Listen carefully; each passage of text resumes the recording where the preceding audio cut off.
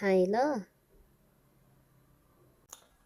अरू चाहिँ क्यामेरामा आउनु मान्दैन, मै मात्रै। यतिखेर चाहिँ हरियो मकैको सिजन छ।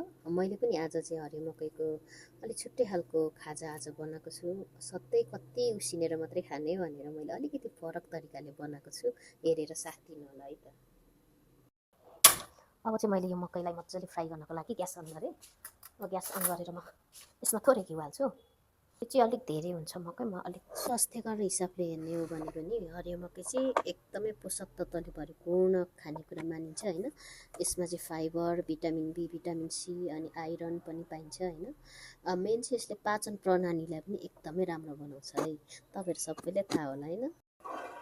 सानो ग्यास बनाएर 10 मिनट जति भुटेपछि यो मकै यतिको भयो। अब यो चाहिँ पाक्यो होइन।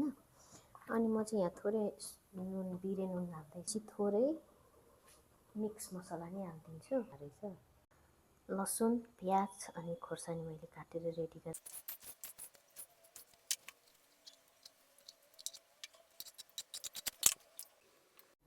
अब चाहिँ यो मकै खानको लागि तयार भइसक्यो। अब म खान्छु है। अब चाहिँ खाजा खान लाग्यो। एकदम मिठो छ। अरू चाहिँ क्यामेरामा आउनु मान्दैन, मै मात्रै। आजको मेरो यो खाजा चाहिँ एकदमै मिठो भएको थियो। तपाईँहरूलाई कसलाई मनपर्छ? हरियो मकैलाई यो तरिकाले बनाएर खाजाको रूपमा खान कसलाई मनपर्छ? आजै योभन्दा मेरो खाजाभन्दा मिठो बनाएर खानु होला है। अब हरियो मकैको सिजन सक्न लागिसक्यो। सिजनमै जे कुरा पनि मिठो त हुन्छ होइन।